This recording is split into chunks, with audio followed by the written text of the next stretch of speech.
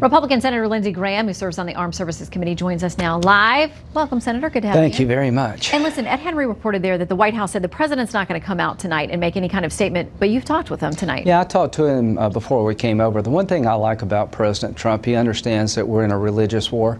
And to the American people, we're fighting people who are compelled by their religious views to kill us all.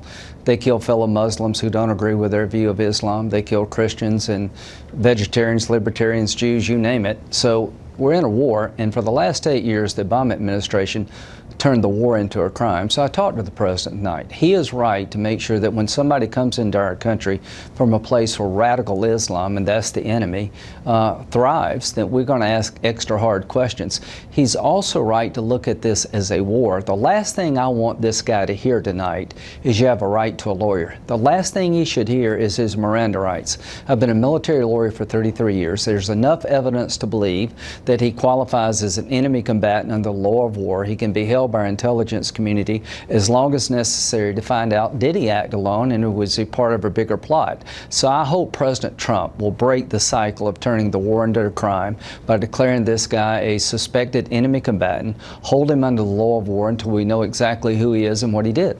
You know that when you use the words religious war, that we're at a religious war, that rubs a lot of people the wrong way. And they say that it captures people who are not, of malintent or people who are not radical. But when you frame it in those terms, instead of just saying this is a war among ideologies, when you use the word religion, you know it makes people uncomfortable. If you ask fellow Muslims, they hate these guys more than we do. I've been to Iraq and Afghanistan 43 times. I've never had anybody over there tell me, quit saying radical Islam. They want everybody to know that, one, Islam is not represented by these guys. It's a form of Islam. It requires them to kill us all. Most Muslims don't buy what they're selling. We need partners in this war. I'm glad that President Trump went to Saudi Arabia and urged the Muslim leaders of the world to stand up against this hate. But we're at war, so if you treat it like a crime, you're going to get the same outcome as you did under the Obama administration. The guy we captured in Libya that we think overran the consulate and killed our ambassador and 3 Americans. I talked to the Attorney General today. If this guy's not an enemy combatant, well, what do you have to do to be an enemy combatant? You take up arms against the United States, you break into the consulate, you kill our ambassador. We're not trying to rob the consulate. So here's what I like about President Trump. The gloves are off. He's telling the military you can go after these guys wherever they go. You can kill them when you find them. You don't have to watch them drive away. Now he's got a chance to tell the American people the homeland is part of the battlefield. I hope that President Trump and his team tonight will tell the American people we're going to hold this man as an enemy combatant under the law of war until we can find out whether or not he really is part of a enemy network here. You say no Miranda rights. All right, I want to read a tweet that comes from you. It's this: there is a sickness in the world that has to be dealt with, and the civilized world must come together to confront it. America should lead that unity. Yes. That could have been today, but this was a tweet from you, November 13th, 2015, about the terrible attacks in Paris. So what progress have we made in 2 years? How are things different under this administration than they were under the last? Under this administration, we've changed the rules of engagement in Iraq and Afghanistan. This president left troops behind in Afghanistan when his military advisors told him to do so. This president's changed the way we fight ISIL. Under the new rules of engagement, if you find these guys on the battlefield, you can kill them.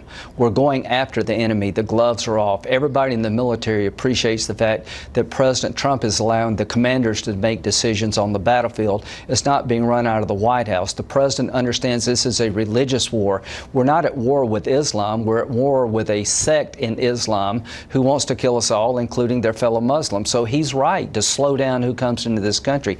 The second order that he issued, I think, is very lawful. He should fight all the way to the Supreme Court to make sure we have extreme vetting from the countries where radical Islam is a real problem. But we just had an attack today. 8 people died on Halloween for no good reason.